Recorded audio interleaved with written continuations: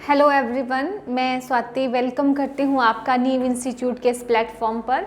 जैसा कि आप सबको पता है कि नीव इंस्टीट्यूट ऑनलाइन और ऑफलाइन क्लासेस जो है वो डिफरेंट कम्पिटिटिव एग्ज़ाम के लिए जो है वो तैयार करवाता है। अगर आप भी हमारे जो ऑनलाइन बैच है उसमें आना चाहते हैं और अपने HP टेट की प्रेपरेशन जो है वो अच्छे से करना चाहते हैं तो आपको नीव इंस्टीट्यूट की एप्लीकेशन को डाउनलोड करना होगा और हमारे फ़ोन नंबर 9459802085 पर कॉल करके अपनी क्लास जो है वो बुक करवानी होगी। नीव इंस्टीट्यूट ने HP टेट के लिए मेडिकल, नॉन मेडिकल और आर्ट्स के लिए जो है वो ऑनलाइन क्लासेस शुरू कर दी हैं। ठीक है, बहुत सारे स्टूडेंट्स ने जो है वो एडमिशन ले ली है।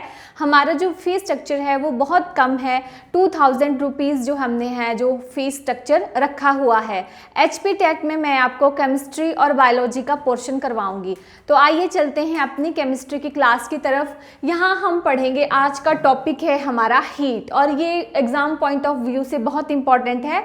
इससे बहुत सारे क्वेश्चंस जो है वो HP टेट के प्रीवियस एग्जाम में पूछे गए हैं। ठीक है, तो सबसे पहले हीट क्या होती है। ठीक है, हीट होती है, आपको पता है, जैसे कोई चीज़ आप टच करते हैं, कोई आपको गर्म लगती है, कोई ठंडी लगती है, तो जो हॉट एंड कोल्ड है दैट इज़ हीट। जब आप टच करते हैं चीज़ों को और आपको ठंडी और गर्म लगती है दैट इज़ हीट। ठीक है, तो हीट एक प्रकार का टेम्परेचर है। ठीक है, हीट का मतलब गर्मी ही नहीं है, साइंस में हीट का मतलब है टेम्परेचर। ठीक है, तो कुछ चीज़ें जो है वो गर्म होंगी तो इसका मतलब उनका टेम्परेचर हाई होगा।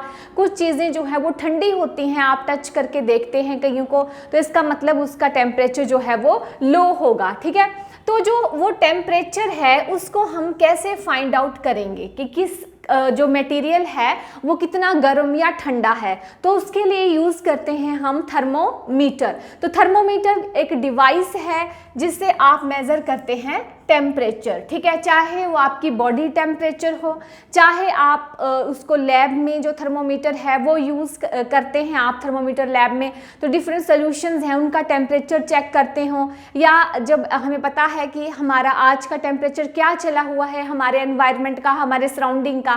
ठीक है, तो वो भी आप थर्मोमीटर से ही चेक करते हो। तो थर्मोमीटर एक डिवाइस है जिससे जो है वो टेम्परेचर जो है वो मेज़र किया जाता है किसी भी मटेरियल का। ठीक है, अगर मैं बात करूं क्लिनिकल थर्मोमीटर की, ठीक है, क्लिनिकल थर्मोमीटर जो है वो क्लिनिक में यूज़ किया जाता है, मतलब जो ह्यूमन बॉडी का टेम्परेचर जो है उसको मापने के लिए, ठीक है, उसको फाइंड आउट करने के लिए थर्मोमीटर यूज़ होता है, वो होता है क्लिनिकल थर्मोमीटर। और थर्मोमीटर में आपको पता है एक शाइनिंग सा थ्रेड दिखता है हमें, वो बना होता है कौन सी मेटल का, मरकरी का। मरकरी का होता है वो शाइनिंग सा थ्रेड थर्मोमीटर में। ठीक है, तो मैं क्लिनिकल थर्मोमीटर की बात करूं तो सेल्सियस में जो है वो क्लिनिकल थर्मोमीटर रीड करता है 35 degree Celsius to 42 degree Celsius. ये मैं तब बता रही हूँ क्योंकि एक बार टेट के एग्जाम में क्वेश्चन पूछा गया था कि क्लिनिकल थर्मोमीटर रीड्स कहाँ से कहाँ तक रीड करता है क्लिनिकल थर्मोमीटर इन सेल्सियस में,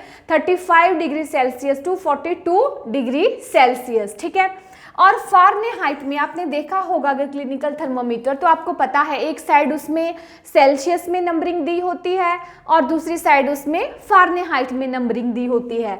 तो जो हमारा फारेनहाइट वाला थर्मोमीटर है वो कैलकुलेट करता है 94 टू 108 डिग्री फारेनहाइट। ठीक है, तो ये जो एक्यूरेट जो है वैल्यू है कि सेल्सियस में कहाँ से कहाँ तक है और फारेनहाइट में कहाँ से कहाँ तक है, वो आपने अच्छे से याद करिए क्योंकि एक बार टेट के एग्जाम में पूछा गया था कि क्लिनिकल थर्मोमीटर जो है वो कहाँ से कहाँ तक जो है वो रीडिंग शो करता है, तो वो करता है 35 degree Celsius to 42 degree Celsius. और आपको पता है जो हेल्दी जो ह्यूमन है उसकी बॉडी का टेम्परेचर कितना होना चाहिए, दैट इज 98.4। ठीक है, ये था पहले, अब 98.6 तक भी एक्यूरेट मानकर चल रहे हैं। ठीक है, अगर मैं सेल्सियस की बात करूं तो वो होना चाहिए 37 डिग्री सेल्सियस, सेल्सियस में होना चाहिए 37 डिग्री सेल्सियस, और पहले जो था वो 98.4 डिग्री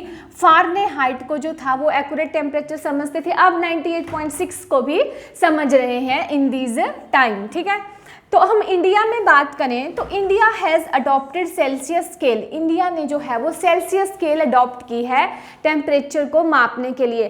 पहले जो था हम फारेनहाइट स्केल यूज़ करते थे, लेकिन अब हम यूज़ कर रहे हैं सेल्सियस स्केल। कौन सी स्केल इंडिया ने अडॉप्ट की है? Celsius scale. अर्लियर टाइम में, पहले वाले टाइम में हम यूज़ करते थे फारेनहाइट स्केल, लेकिन अब इंडिया ने अडॉप्ट कर ली है सेल्सियस स्केल। ठीक है, आगे है लैब थर्मोमीटर। लेबोरेटरी थर्मोमीटर वो थर्मोमीटर है जो लैब में जो है वो डिफरेंट सॉल्यूशंस का, ठीक है, या सब्सटेंसेस का टेम्परेचर नोट करने के लिए जो है वो यूज़ किया जाता है। अब उसकी वैल्यू कितनी है? जो हमारा लैब थर्मोमीटर है, लेबोरेटरी थर्मोमीटर है, वो बड़ा होता है जो हमारा नॉर्मल थर्मोमीटर है जिसको हम घरों में यूज़ करते हैं, क्लिनिकल थर्मोमीटर, ठीक है, उससे बड़ा होता है और उसकी रीडिंग रहती है -10 degree Celsius to 110 degree Celsius. ठीक है, तो आपने ये भी याद रखना है क्योंकि एक बार एग्जाम में आपका क्लिनिकल थर्मोमीटर की रीडिंग पूछने को एग्जामिनर कोई भी क्वेश्चन पुट कर सकता है। तो जो आपका लैब थर्मोमीटर है वो काउंट करता है -10 degree Celsius to 110 degree Celsius. ठीक है, आगे है हमारा, ये तो था थर्मोमीटर जो यूज़ होता है मापने के लिए बॉडी का टेम्परेचर। ठीक है, आगे है कंडक्टर्स। ठीक है, कंडक्टर्स क्या होते हैं? कंडक्टर्स आपको पता है जो कंडक्ट करते हैं हीट को। ठीक है, ऐसे मटेरियल्स जो हीट को कंडक्ट करते हैं या हीट को अपने में से पास होने देते हैं। तो what are conductors? The substances और materials which allow the heat to pass through them are called conductors. ठीक है, और आपने जब मेटल्स नॉन मेटल्स पढ़ाई थी तो मैंने कहा था कि जो मेटल्स हैं that are good conductors of heat. ठीक है, तो जैसे हम एग्जाम्पल लें यहाँ पे तो एल्यूमिनियम, कॉपर, आयरन, ये क्या है? सारे कंडक्टर्स हैं। क्या है?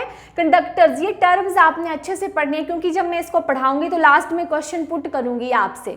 ठीक है, तो आपको पता होगा वहां पे कि हीट पास कहाँ करती है? कंडक्टर्स में। जो इंसुलेटर्स होंगे वो उसमें हीट पास नहीं करेगी, तो एग्जामिनर जो है वो क्वेश्चन घुमा के डालता है। ठीक है, तो कंडक्टर्स क्या हैं? ऐसे मटेरियल्स और सब्सटेंसेस जो पास होने देते हैं अपने में से हीट। जैसे हमारी मैक्सिमम मेटल्स जो हैं that are conductors, aluminium, copper, iron. ठीक है, आगे है इंसुलेटर्स। कि इंसुलेटर्स क्या होते हैं? तो इंसुलेटर्स वो सब्सटेंसेस और मटेरियल होते हैं जो अपने में से हीट को पास होने नहीं देते। The substances which does not allow to heat pass through them are called insulators. तो इंसुलेटर के एग्जाम्पल हैं वुड है, प्लास्टिक है, रबर है, ग्लास है आपका, वो क्या है? इंसुलेटर्स है। ठीक है, आगे है हमारे पास फिनोमिना आता है एक। कंडक्टर्स आपको पता चल गया, इंसुलेटर्स पता चल गया। अब एक फिनोमिना आता है कंडक्शन। कंडक्शन क्या है?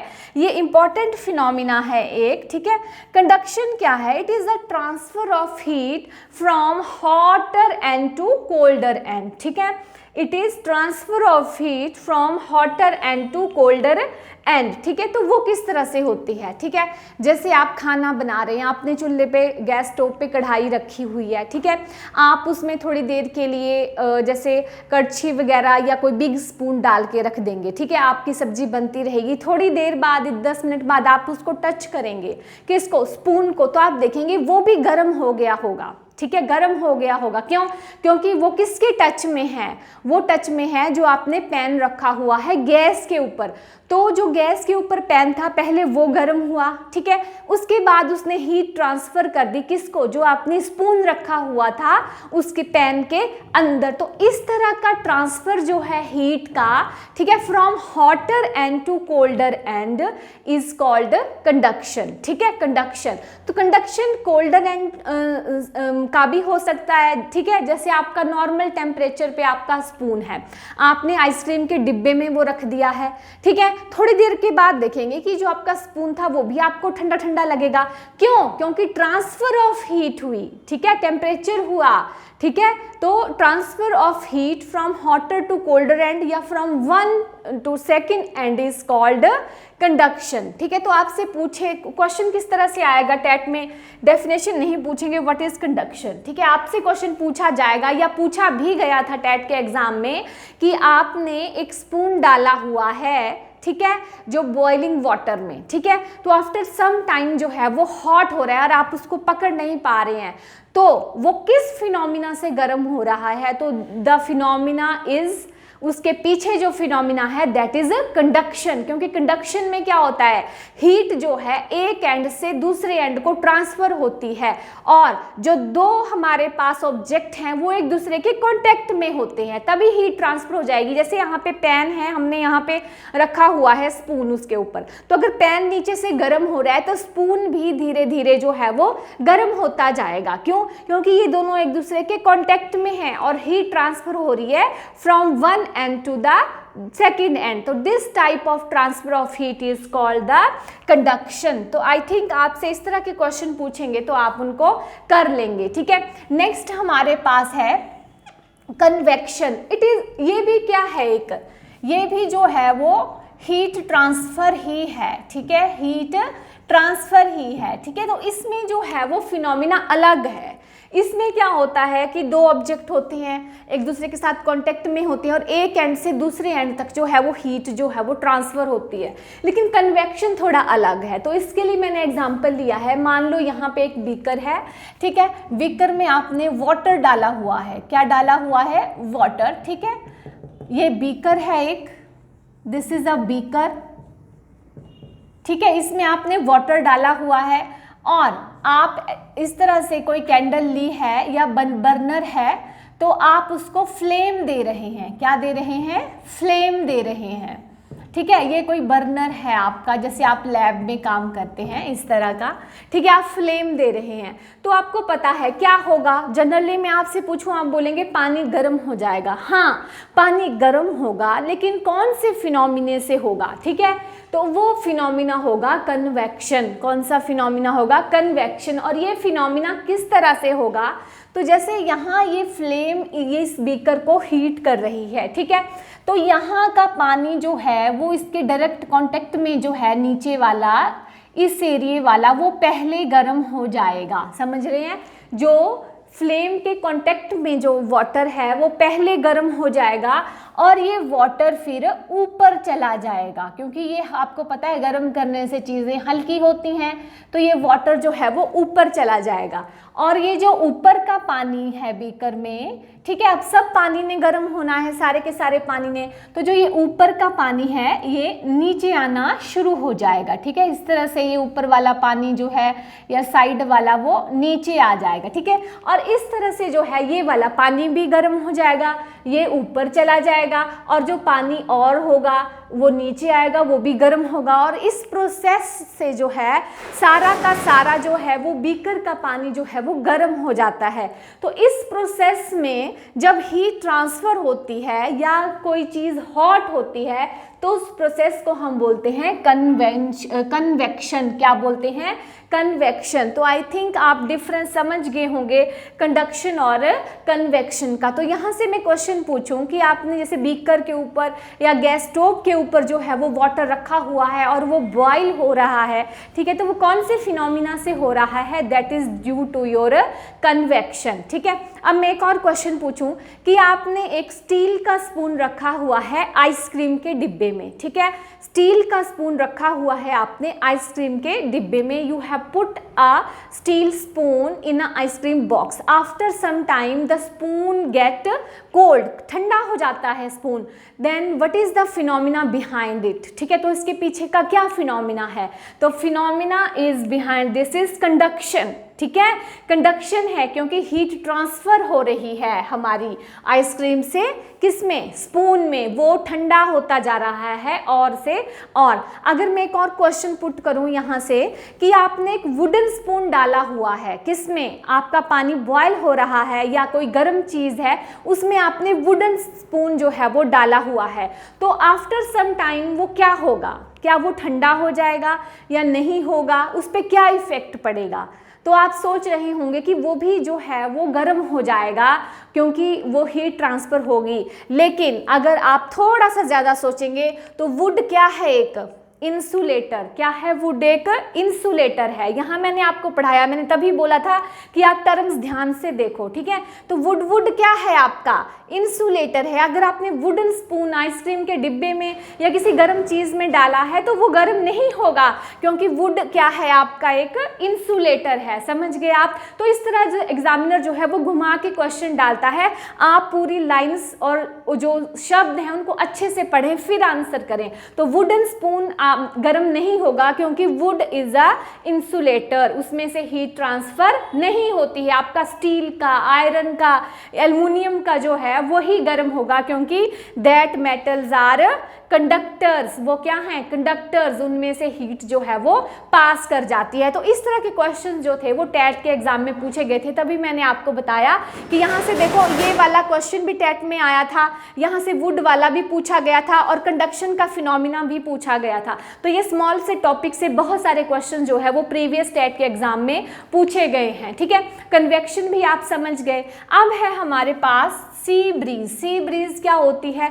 समंदर से चलने वाली ठंडी ठंडी हवा। ठीक है, तो सी ब्रीज चलती है डे टाइम में। सी ब्रीज किस में चलती है? डे टाइम में। ये भी जो है वो कन्वेक्शन के जो फॉर्मूले पे चलती है, क्योंकि कन्वेक्शन में हमने पढ़ा कि जैसे हम हीट करते हैं, ठीक है, तो जो गर्म पानी है पहले तो वो वाला गर्म होगा जो फ्लेम के नज़दीक होगा, वो ऊपर जाएगा हल्का होके और ऊपर से ठंडा पानी नीचे आएगा और इस प्रोसेस में जो है वो सारा का सारा पानी गर्म हो जाएगा। तो सी ब्रीज और लैंड ब्रीज भी जो आपका एग्जाम्पल है वो है कन्वेक्शन का। ये किस तरह से होता है ये मैं आपको समझाऊंगी। सी ब्रीज चलती है डे टाइम में। ठीक है, याद रखना, सी ब्रीज चलती है डे टाइम में। अब डे टाइम की बात करें तो आपको पता है सी के किनारे कौन से एरियाज होते हैं? कोस्टल एरियाज हम जिनको बोलते हैं। और कोस्टल एरियाज में जो लैंड होती है वो कैसी होती है आपको पता है? वहाँ पे रेत बहुत ज़्यादा होता है, सैंड। ठीक है, तो समंदर में होता है पानी, वाटर। ठीक है, और वहाँ जो कोस्टल एरियाज होते हैं वहाँ होती है सैंड। ठीक है, तो ये जो लैंड है समंदर के किनारे, इसमें क्या होती है? सैंड होती है। ठीक है, और वाटर होता है सी में। ठीक है, अब डे टाइम में आपको क्या पता है क्या होता है? धूप पड़ती है, ऊपर से सन रेज पड़ रही हैं। ठीक है, तो सन रेज जब पड़ती हैं तो जो ये हमारी लैंड है, ठीक है, ये लैंड है, कोस्टल एरियाज हैं, इनके ऊपर की सैंड जो है वो भी गर्म होना शुरू करती है और जो हमारे सी में वाटर है वो भी जो है वो गर्म होना शुरू करता है due to radiations of the sun, due to heat energy of the sun. ठीक है, तो दोनों ने गर्म होना स्टार्ट कर दिया। तो क्या हुआ? ठीक है, तो क्या होता है कि जो हमारी सैंड है वो वाटर से जल्दी गर्म हो जाती है। ठीक है, जो वाटर है वो धीरे धीरे गर्म होता है क्योंकि उसका अपना टेम्परेचर है, वो एक लिक्विड है, उसका अपना टेम्परेचर है गर्म होने का, वो धीरे धीरे गर्म होगा। लेकिन जो हमारी सैंड है दैट हॉट फर्स्ट, वो पहले गर्म हो जाएगी। किससे? वाटर से। वाटर से पहले जो है हमारी सैंड जो है वो गर्म हो जाएगी। अब सैंड गर्म हो जाएगी तो आपको पता है सैंड के ऊपर जो एयर होगी, हवा होगी, वो हल्की हो जाएगी। सैंड के ऊपर की हवा जो है वो क्या हो जाएगी? हल्की हो जाएगी। और सैंड के ऊपर से जो हवा है, ठीक है, वो हल्की होके ऊपर चली जाएगी। कहाँ चली जाएगी? हल्की होके ऊपर की तरफ चली जाएगी, इस तरह से। तो लैंड के ऊपर खाली स्पेस हो गया क्योंकि इसके ऊपर की हवा गर्म हुई और ऊपर चली गई, और लैंड के ऊपर जो है वो खाली स्पेस बन गया। तो जो वाटर था वो गर्म होने में टाइम लेता है। ठीक है, लैंड इसकी सैंड के कंपैरिजन में। तो यहाँ की हवा ठंडी है, यहाँ से आ जाती है हवा और लैंड के ऊपर जो खाली जगह है उसका स्थान ले लेती है, क्योंकि जो लैंड के ऊपर की हवा थी वो गर्म हो गई, ऊपर चली गई, क्योंकि गर्म होने पर हवा जो है वो ऊपर उठती है, तो वो स्पेस खाली हो गया और जो समंदर के ऊपर की हवा थी उसने वो भर लिया। तो मैंने इस तरह से एरो दिया है। तो सी से जब एयर चलती है, हवा चलती है लैंड की तरफ, तो उसको बोलते हैं हम सी ब्रीज। ये चलती है डे टाइम में। ठीक है, और ये भी कन्वेक्शन के ही फॉर्मूले के अंडर चलती है। फिर बता देती हूँ कि जब एक साइड हमारी लैंड है, कोस्टल एरियाज है, दूसरी तरफ वाटर है सी का, तो जब सन रेज पड़ती हैं तो सबसे पहले जो है वो लैंड के ऊपर जो सैंड है कोस्टल एरियाज की वो गर्म होगी। वाटर भी गर्म होगा, लेकिन गर्म होगा वो स्लोली, धीरे धीरे गर्म होगा। पहले जो है वो सैंड ही जो है वो फर्स्ट आपकी हॉट हो जाएगी, गर्म हो जाएगी। अब आपको पता है लैंड के ऊपर की जो हवा है वो धीरे धीरे ऊपर उठती जाएगी, क्योंकि वो हल्की होती जाएगी, ठीक है, और वहाँ स्पेस बन जाएगा, खाली स्पेस। तो जो वाटर के ऊपर की हवा है वो हैवी होगी, क्योंकि वाटर गर्म होने में टाइम लेगा, तो वहाँ से जो है वो हवा लैंड के ऊपर आ जाएगी। और ये जो एयर आती है सी से, वाटर के ऊपर से लैंड की तरफ, इसको बोलते हैं हम सी ब्रीज, और ये चलती है डे टाइम में, और इसके पीछे भी फॉर्मूला है आपका कन्वेक्शन, ठीक है। नेक्स्ट है हमारी लैंड ब्रीज, ठीक है। लैंड ब्रीज होता है लैंड की तरफ से चलने वाली हवा, और ये चलती है नाइट टाइम में, ठीक है।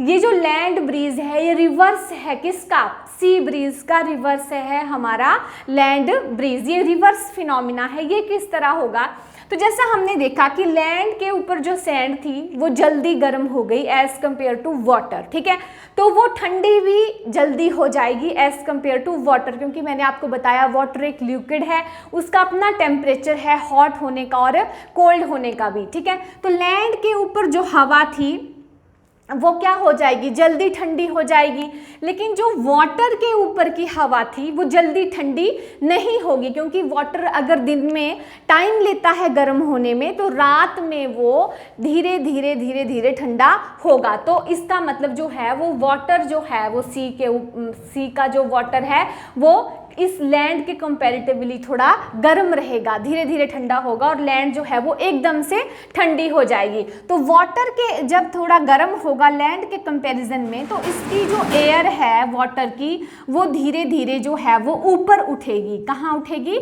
ऊपर, क्योंकि वो गर्म हवा होगी और धीरे धीरे ऊपर उठती जाएगी, क्योंकि गर्म हवा जो है वो ऊपर की ओर उठती है। अब लैंड की बात करें तो यहाँ पे जो है वो एकदम से ठंडी हो गई होगी, लैंड पे जो सैंड होगी वो क्या हो गई होगी, एकदम से ठंडी। जिस तरह वो एकदम से गर्म हुई वो उसी तरह एकदम से ठंडी हुई, क्योंकि आपने देखा होगा जो मरुस्थल होते हैं, डेजर्ट हमारा जैसे राजस्थान है, तो वहाँ पे दिन के समय में जो है गर्मी होती है और रातें ठंडी होती हैं। क्यों, क्योंकि वहाँ पे रेत होती है, और रेत दिन की सूरज की गर्मी में एकदम से गर्म हो जाती है, और रात में जब सूरज की गर्मी नहीं रहती तो वो एकदम से ठंडी हो जाती है। तो यहाँ पे भी ऐसा ही होता है, जो सैंड थी वो ठंडी हो गई, ठीक है, और वाटर ने ठंडे होने को टाइम लिया, तो वाटर के ऊपर की हवा जो थी वो ऊपर की ओर गई, क्योंकि वो हवा जो थी वो हल्की हो गई। अब लैंड की तरफ से, ठीक है, हवा जाएगी वाटर की तरफ, सी की तरफ, क्योंकि वाटर कहाँ है, सी में। अब यहाँ पे जो एयर है वो जा रही है लैंड से सी की तरफ, तो इसको बोलते हैं हम लैंड ब्रीज। तो ये भी जो है वो कन्वेक्शन का ही एक एग्जांपल है, sea breeze and land breeze. तो आपको ये चीज़ें ध्यान में रखती हैं, सी ब्रीज डे टाइम में चलती है, लैंड ब्रीज नाइट टाइम में चलती है। कौन से फिनोमिना के थ्रू चलती है, the phenomena behind these are convection, ठीक है। तो ये था हमारा सी ब्रीज और लैंड ब्रीज के बारे में, ठीक है। अब एक और मैं आपको बोलूँ कि जो सन है, सन हमें रेडिएशंस देता है, हीट देता है, ठीक है, तो हीट देता है हमें in the form of radiations. तो सन से हमें हीट मिलती है, वो मिलती है in the form of radiations, ठीक है। और रेडिएशंस को हमारे अर्थ तक आने के लिए does not require any medium, ठीक है, किसी मीडियम की जरूरत नहीं होगी कि कोई पर्टिकुलर मीडियम होगा तभी जो है वो हमें सन की जो है वो हीट मिलेगी, ऐसा नहीं है, ठीक है। सन की जो हीट है वो रेडिएशन की फॉर्म में आती है और उसके लिए कोई मीडियम नहीं चाहिए। तो ये हमारा स्मॉल सा टॉपिक था हीट, ठीक है। तो इससे रिलेटेड जो भी क्वेश्चंस हैं आपने अच्छे से समझ लेने हैं और एग्जाम में करने हैं।